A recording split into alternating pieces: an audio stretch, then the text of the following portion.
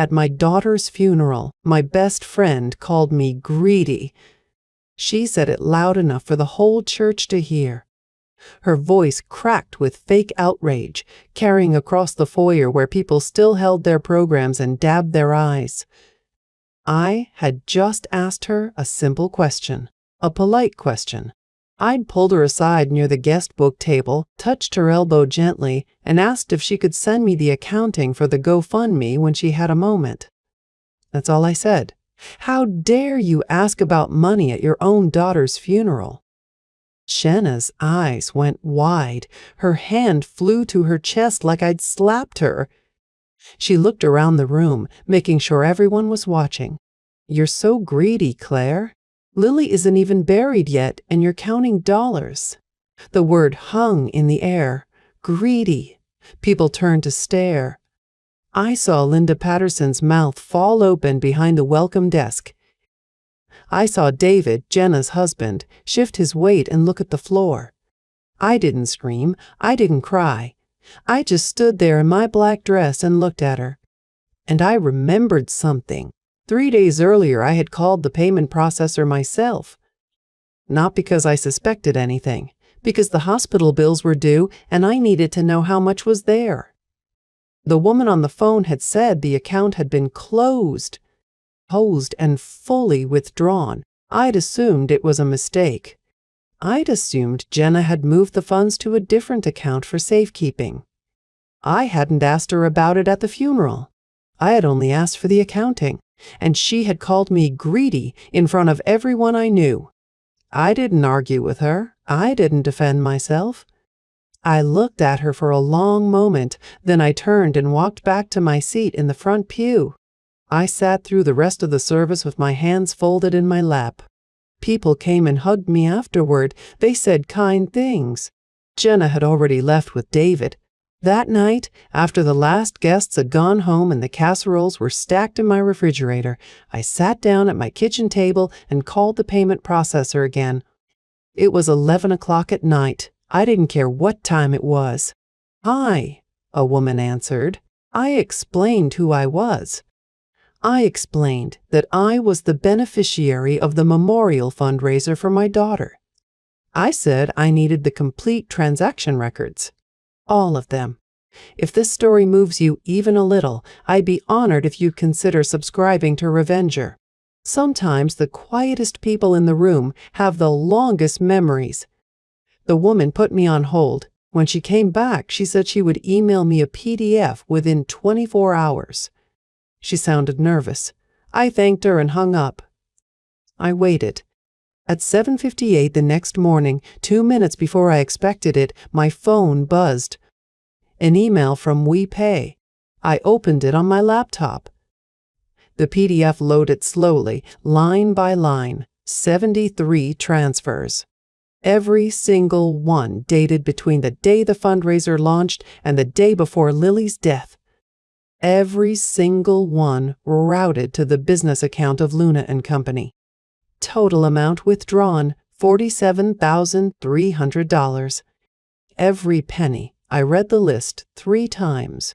I checked the dates. I checked the amounts. I checked the destination account numbers. They all matched. Jenna had taken 4 weeks to drain it. Small amounts at first, 100 here, 200 there. Then bigger ones as she got comfortable. 1,200, 2,000, 3,000. A single transfer of $7,000 on the day Lily stopped breathing. I did the mental math on that date. Her boutique had posted photos of a display renovation the same afternoon. I closed my laptop. I set both hands flat on the table. I looked at the framed photo of Lily on my counter, and I knew exactly what I had to do. I didn't sleep that night. I sat at my kitchen table with the laptop open, the PDF from WePay glowing on the screen. 73 transfers, every date and time stamped. Every destination account matching what Jenna had listed as her business banking. 73 times she moved Lily's money. I started pulling up her social media. Jenna was never careful about what she posted. She loved attention, loved showing off the boutique's wins. I scrolled back through her Instagram. 2 weeks before Lily died, there it was. A photo of a new display rack with fresh inventory. The caption read, "Mysterious windfall at Luna and Company. Sometimes the universe just provides." The post date matched a transfer of $2,000. I kept scrolling. Another post from 3 weeks before. "Big things coming. Stay tuned." That one lined up with a $1,200 transfer. Every single boast had a corresponding withdrawal. She was spending Lily's funeral money and posting about it like she'd won a lottery. I screenshot everyone. I saved them to a folder on my desktop labeled with just one word: evidence.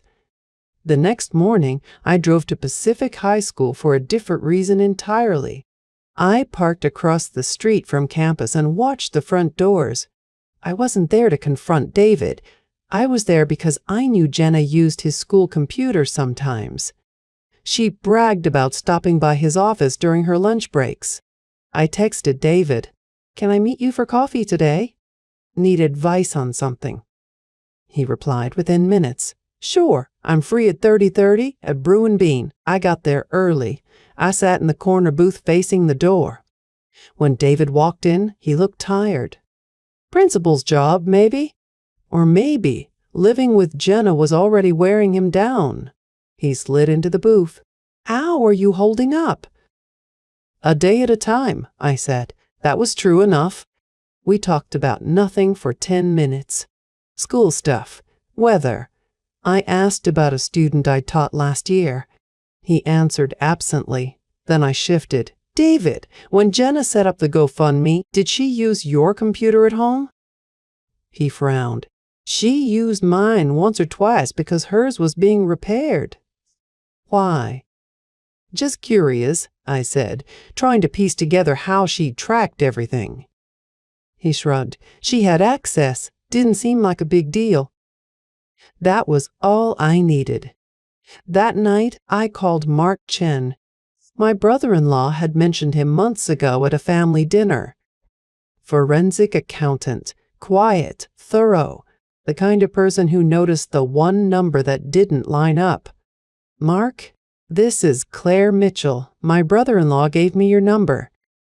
"I remember," he said. "He told me about Lily. I'm sorry for your loss." "Thank you. I need your help. Something has happened with the memorial fund."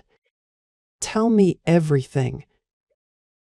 I outlined what I'd found: the transaction log, the 73 transfers, the dates matching her social media posts, the $7,000 on the day Lily stopped breathing. He was silent for a moment. Then, "Send me the PDF and the screenshots. I can give you a preliminary report in 3 days. 3 days later, Mark called me at 7 in the morning. "It's worse than I thought," he said. "She didn't just take the money for operating expenses. She funneled it directly into boutique rent payments, inventory orders, credit card balances. She also booked a personal vacation to Cabo 2 weeks after Lily's passing. Cost $2,300. That came straight from the fund." I wrote it down, every detail, every number. "Can you prove it all?" I documented every transaction. The rental payments match her boutique lease. The inventory purchases line up with vendor invoices she submitted to her bookkeeper. The Cabo payment is linked to a travel agency receipt under her name. 100% traceable. "Send me the report." "It's in your inbox, but there's something else." "What?" She scheduled another transfer, a small one.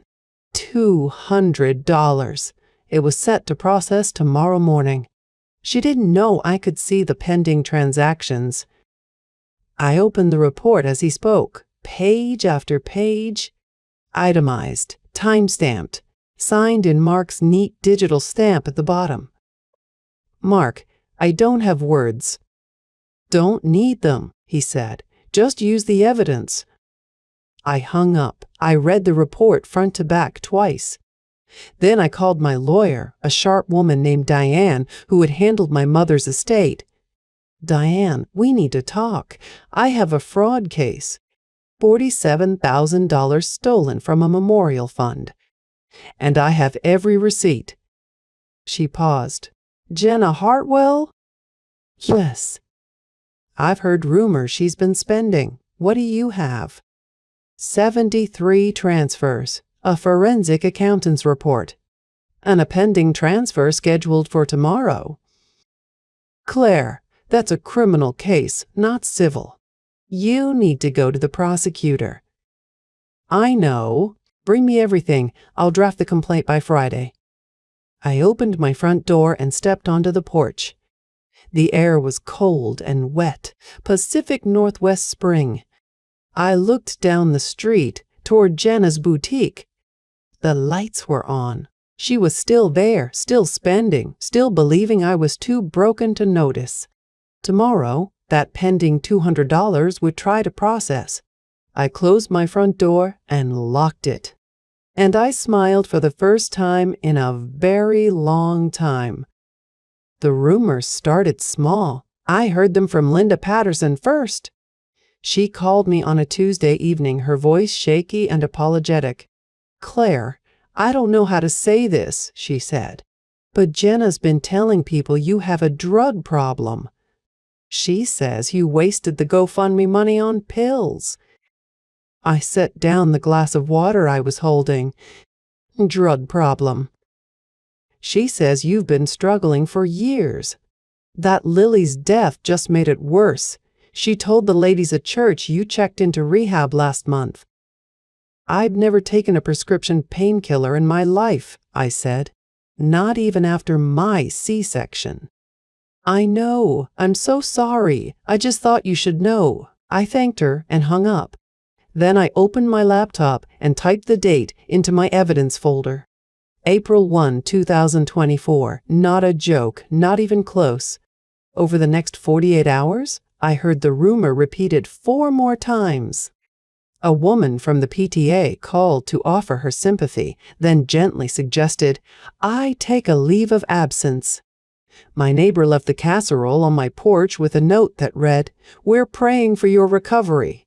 I threw the casserole in the trash and saved the note for my lawyer. On April 3rd, I went to the grocery store. Just after 6 in the evening, the parking lot half empty. I was reaching for a cart when I saw David. He was standing by the entrance, arms crossed, face tight. He looked like he hadn't slept in days. Claire, he said. Not a greeting, an accusation. David. I need you to stop. I stopped pushing my cart. Stop what? Harassing my wife, calling the payment processor. Sending lawyers after her, his voice cracked. She told me everything. You're trying to ruin her because you're hurting. And I get it, I do, but this isn't the way. I stood very still. What exactly did Jenna tell you? She said you accused her of stealing from the fundraiser. She said you're obsessed, that you won't let it go. He rubbed his face. Claire, you taught at my school for 6 years. I trusted you, but she's my wife. I looked at him. Principal David Hartwell, the man who signed my paychecks, who wrote me a reference when I left teaching to care for Lily full time. He was defending her, believing her. David, I said quietly. Did she mention the paper trail? What paper trail? I considered showing him the folder, the PDF, the screenshots, the forensic report that was now sitting on my dining room table. But I remembered what Diane had told me. Don't show your hand until you're ready to play it. I'd like you to ask her one thing, I said. Ask her where the money went, the full $47,300. Ask her to show you the receipts. His face flickered. Just for a second. I'm not trying to hurt you, David. But I'm not stopping. And when you find out the truth, I'll still be here. I turned and walked away. I didn't buy my groceries. I drove straight to Diane's office. She was still there at 7 in the evening, 3 laptops open, a cup of black coffee growing cold at her elbow. "The rumors are spreading," I said. "And Jenna just filed a defamation lawsuit against me for $10,000. The papers were served this afternoon." Diane didn't blink. She just picked up her phone, dialed, and said 4 words: "File the criminal complaint." She hung up and smiled, not a warm smile. A lawyer's smile, the kind that means someone is about to make a very expensive mistake. "She just handed us everything," Diane said. "The defamation suit is a bluff. It's designed to intimidate you into dropping your investigation. But it also creates a record. She's on the offensive. That means she's scared." "He should be." Diane nodded. "I've already subpoenaed her bank records. Luna and Company's operating account, personal accounts, everything. The judge signed it this morning. We'll have the records within 72 hours. "And the criminal complaint?" "Filed as of 6:45, wire fraud. Theft by deception. I also notified the school district. They'll launch their own investigation into her teaching license." I sat down in the chair across from her desk. "She's going to lose everything." "That's the idea." I looked at my phone, a text from an unknown number. "Drop the investigation or I'll make sure everyone knows what kind of person you really are." I showed it to Diane. "Save it," she said. "Evidence." I saved it. Then I typed a reply. 3 words. "See you in court." I pressed send and set the phone face down on the table. Diane leaned back in her chair. "There's something else. I've already scheduled a community meeting Jenna called to clear her name. She sent out invitations this afternoon. Everyone from church, the school board, the local news." "How did she get a news reporter?" "She invited Karen Mills from Pacific Community News. She thinks it'll be her victory lap." I almost laughed. "Good," I said. "I'll bring the binder." The community meeting was scheduled for 7 o'clock on a Tuesday evening at Pacific Community Church, the same church where we held Lily's funeral. Same wooden pews, same stained glass, same smell of old hymnals and floor polish. I arrived at 6:45. I wore a navy blazer and slacks. The same black dress I'd worn to the funeral felt wrong for this. This wasn't grief. This was reckoning. I carried a black binder. Inside were 73 transfer receipts, Mark's forensic report, and a printed transcript of the recording. My laptop was in my bag, the audio file queued and ready. Linda Patterson met me at the door. She was wringing her hands, her eyes wide and wet. "Claire, I had no idea. I swear I had no idea about any of it." "It's okay, Linda," I said, and I meant it. She was never the enemy. She just believed the wrong person. "They're all in the fellowship hall," she whispered. "Jenny brought a microphone. She's got signs on the tables with her boutique logo. It looks like a campaign rally." "Good," I said. "Let her have her stage." The fellowship hall was packed. 87 folding chairs, everyone filled. I saw church members, neighbors. David, standing near the back wall, arms crossed. And in the front row, a woman with a notebook and a small recorder. Karen Mills, the reporter. Jenna stood at a podium at the front. She wore a cream blazer. Her hair was perfect. She smiled when she saw me. "Claire," she said, her voice dripping with false warmth. "I'm so glad you came. I know this has been hard for you." "Hard for me," I said. "Everyone," she announced. "Thank you for coming. I've called this meeting because there have been some ugly rumors going around. False accusations. I want to set the record straight." She talked for 10 minutes. She talked about how she loved Lily like a niece, how she'd given up her Saturdays to help with the fundraiser, how she was being unfairly targeted by someone who wasn't thinking clearly. "Grief makes us do strange things," she said, looking straight at me. "I forgive you, Claire. I really do." The room murmured. People shifted in their chairs. I saw a few women nod. Linda looked at the floor. Jenna smiled. "I'm happy to take questions, but I think we can put this whole misunderstanding behind us." I stood up. Every head in the room turned. Jenna's smile flickered, and then she forced it wide again. "Claire, would you like to say something?" "Yes," I said. "I would." I walked to the front of the room. I set the binder on the table beside the podium. I opened it. "Jenna told you she loved Lily. She told you she managed the fundraiser. She told you she did nothing wrong." I pulled out the first page. This is a transaction log from the payment processor. We pay. It shows 73 transfers from the Lily Mitchell Memorial Fund to Luna and Company, your boutique. Total amount, $47,300. Jenna's face went white. The first transfer was made 4 weeks before Lily died. The largest was $7,000.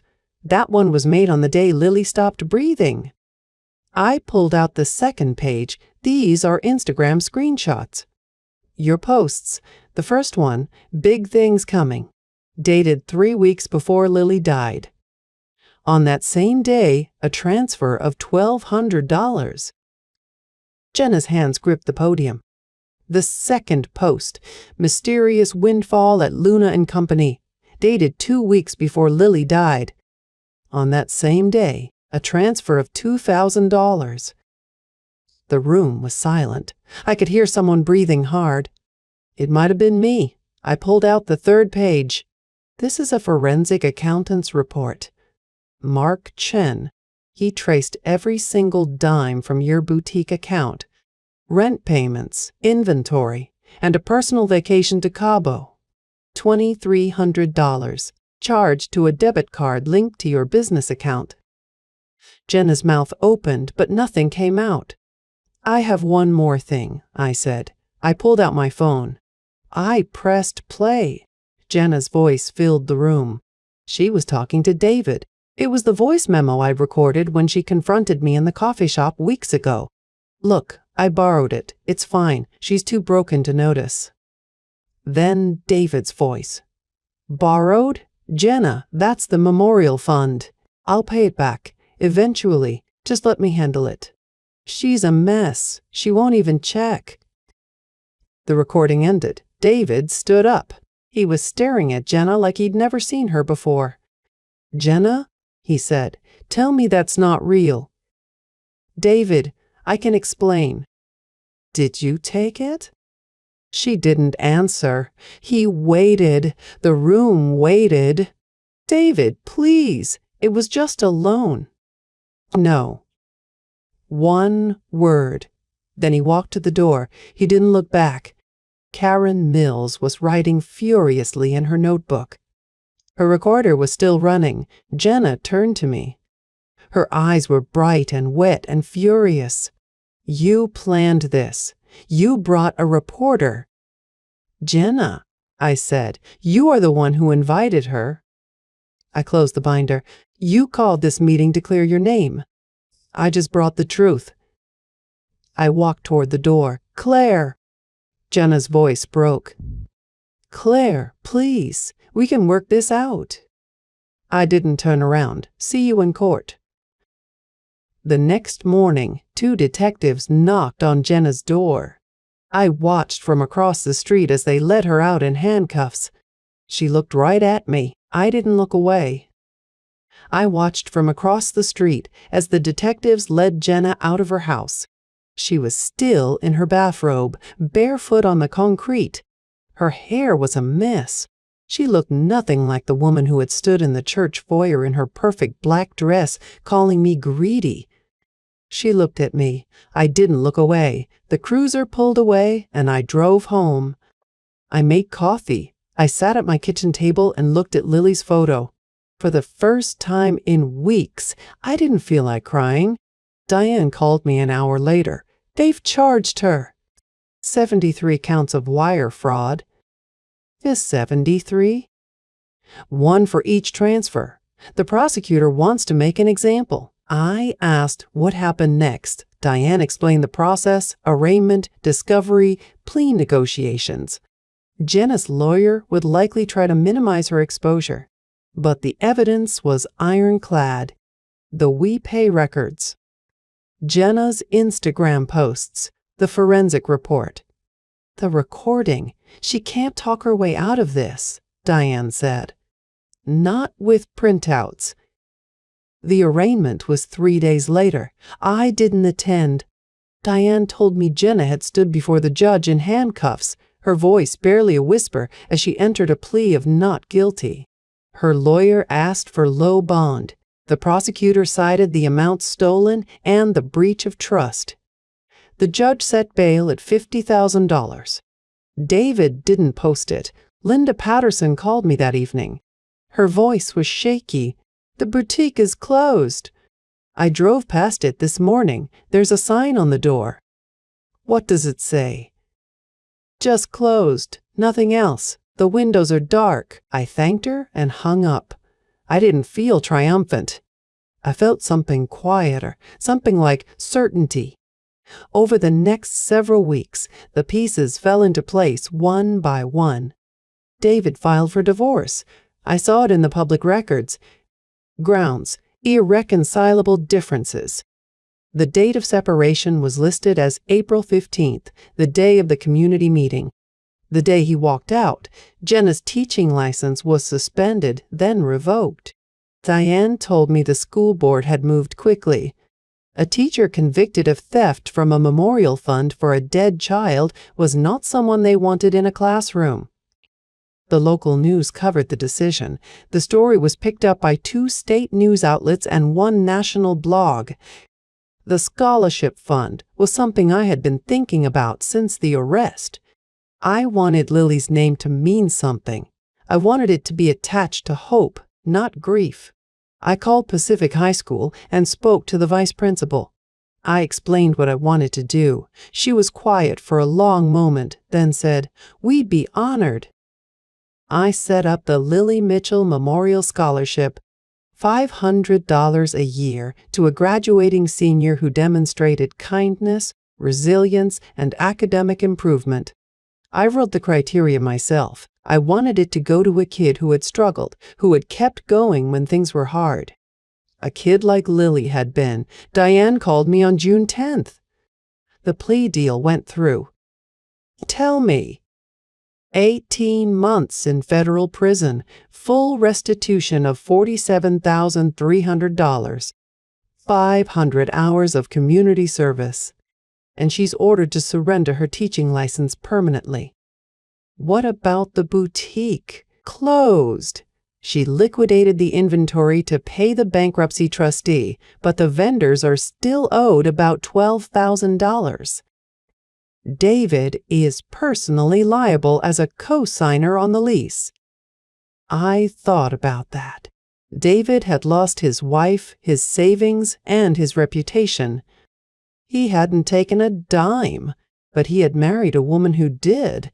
She signed the agreement this morning, Diane said. She'll be transferred to a facility in Oregon by the end of the week.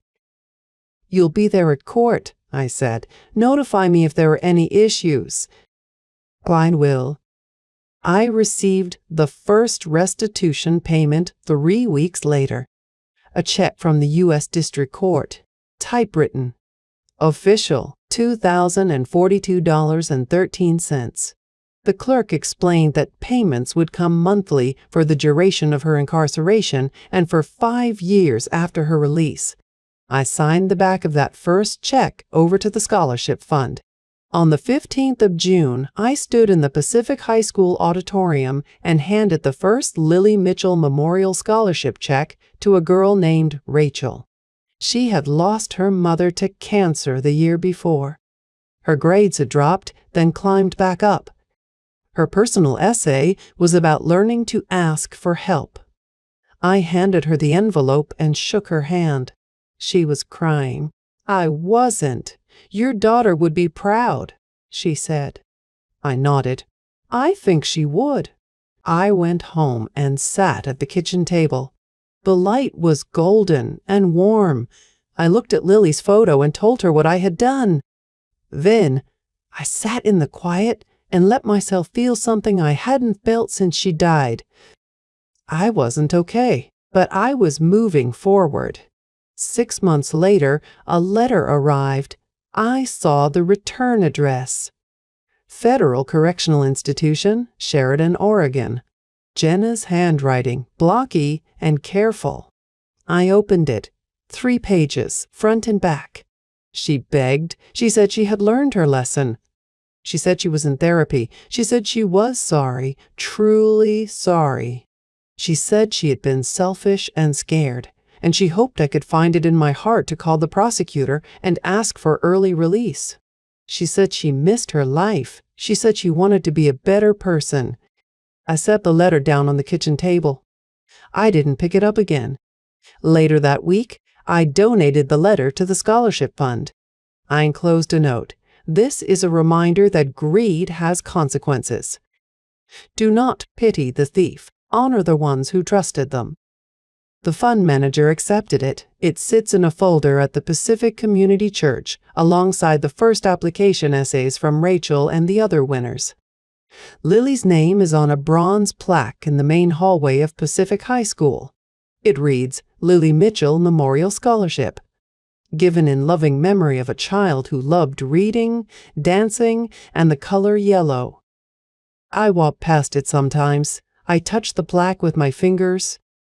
Lily was 8 years old. She will always be 8 years old. But her name is still here. And Jenna is still inside a prison in Oregon, counting the months she took from a dying girl. I don't think about her often, but when I do, I smile. There is nothing she can take from me now. I was sitting at my kitchen table with a cup of coffee that had gone cold. The mailbox had rattled an hour earlier, and I had brought in the usual stack of bills and catalogs. There was a cream-colored envelope at the bottom of the pile. Handwritten address. A return stamp from the Federal Correctional Institution in Sheridan, Oregon. I knew the handwriting. 16 years of birthday cards and thank you notes had burned it into my memory. Jenna's looping cursive, the way she dotted her I's with tiny circles. I set down my coffee. I did not open it immediately. I sat there for a long moment, watching the afternoon light fall across the kitchen counter.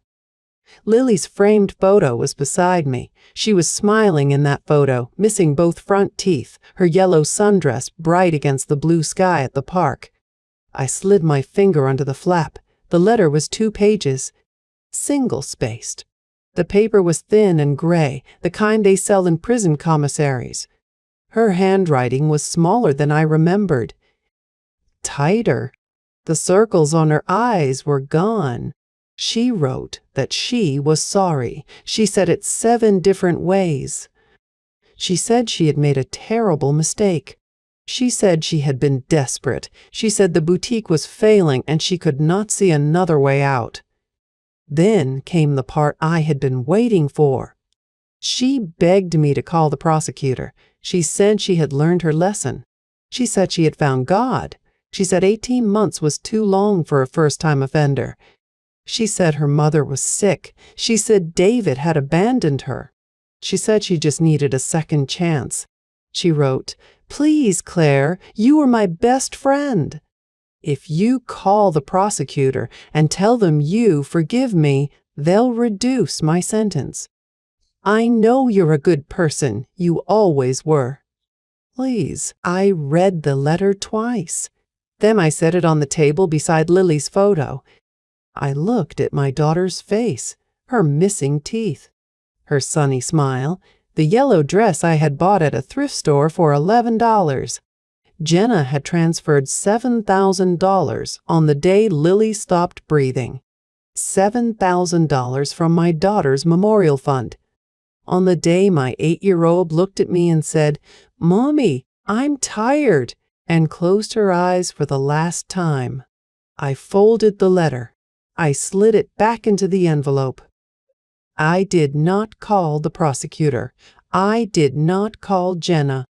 I did not call anyone. I went to the Pacific Community Church the next afternoon.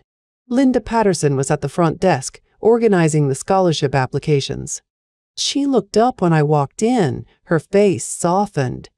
"Claire, it's good to see you." I pulled out the envelope. "I have something for the scholarship fund."